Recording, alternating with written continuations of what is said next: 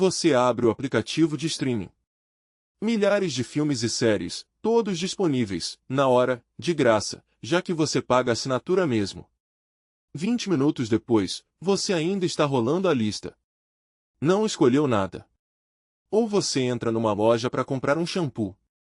30 opções na prateleira. Você lê os rótulos, compara preços, e sai de lá sem levar nenhum. Você acha que é indecisão.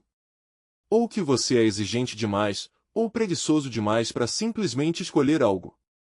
Mas existe uma pesquisa que mostra que o problema não é você. É a quantidade de opções na sua frente.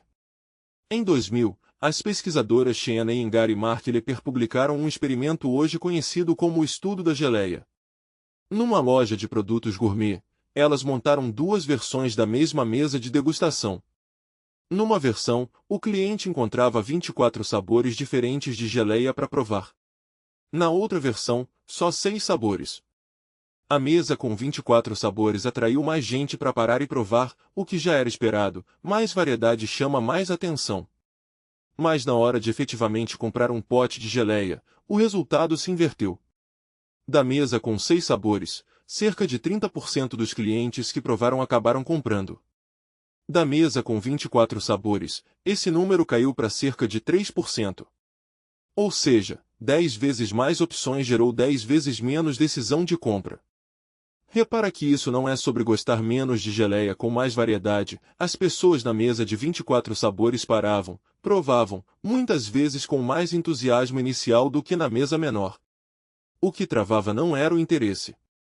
Era o momento exato de fechar a decisão. Pesquisas posteriores, olhando para esse efeito em conjunto, mostraram que o tamanho dele varia, não é um efeito infinito nem garantido em qualquer situação. Ele aparece com mais força justamente quando as opções são parecidas em qualidade e difíceis de comparar direito, exatamente a situação de 30 sabores de shampoo, ou milhares de filmes, todos com nota parecida. Por que isso acontece? Cada opção nova que você adiciona numa escolha não é neutra. Ela aumenta o trabalho mental de comparação, e junto com isso, aumenta a quantidade de arrependimento antecipado que seu cérebro simula antes mesmo de decidir. Com 6 sabores de geleia, escolher errado custa pouco, você abriu mão de outras 5 opções conhecidas. Com 24 sabores, escolher errado significa abrir mão de 23 outras possibilidades, cada uma gerando uma pontinha de "e se essa fosse melhor?". Seu cérebro, tentando evitar esse arrependimento futuro antes mesmo de ele acontecer, prefere não decidir nada, porque não decidir parece, na hora, mais seguro do que escolher errado. Isso explica um padrão que parece contraditório à primeira vista, porque às vezes você se sente mais frustrado depois de escolher entre 30 opções parecidas do que depois de escolher entre duas opções bem diferentes. Com duas opções nítidas, o critério de decisão fica claro rápido.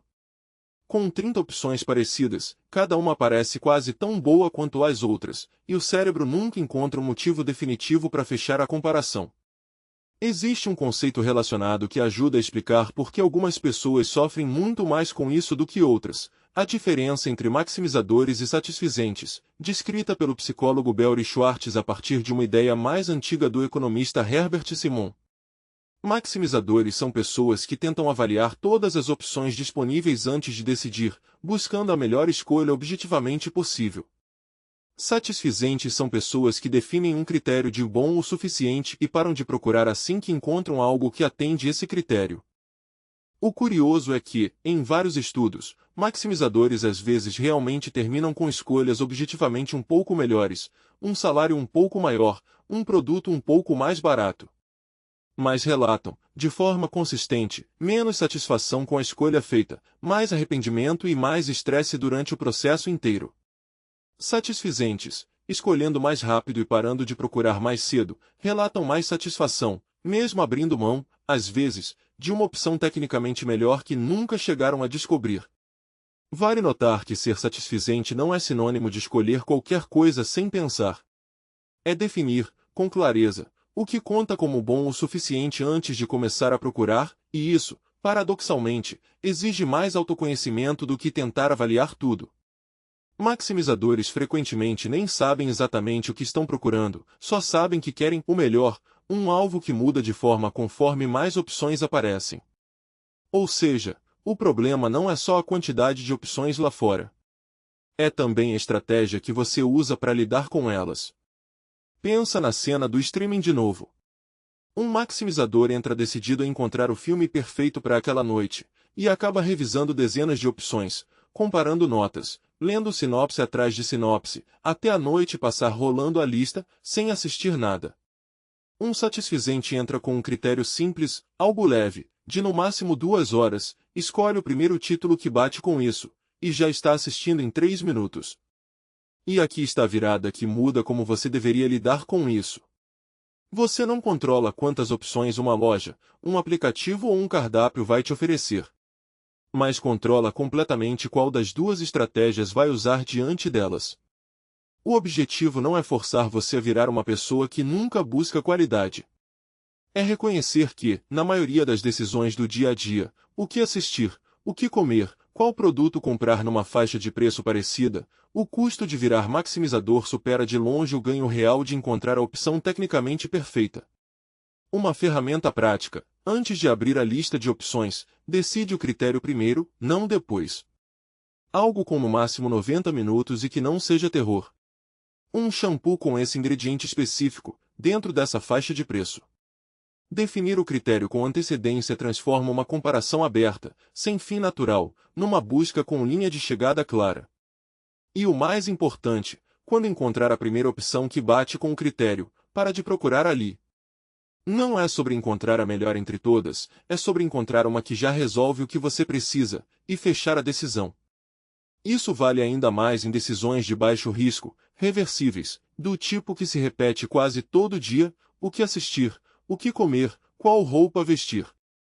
É justamente nessas decisões repetidas e de baixo custo que o hábito de maximizar cobra o preço mais alto ao longo do tempo, porque o desgaste se acumula em cada repetição, enquanto o ganho real de acertar o ótimo quase nunca compensa o tempo investido.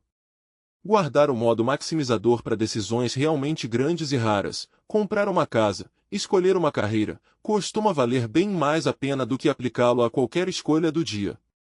Isso não é se conformar com menos.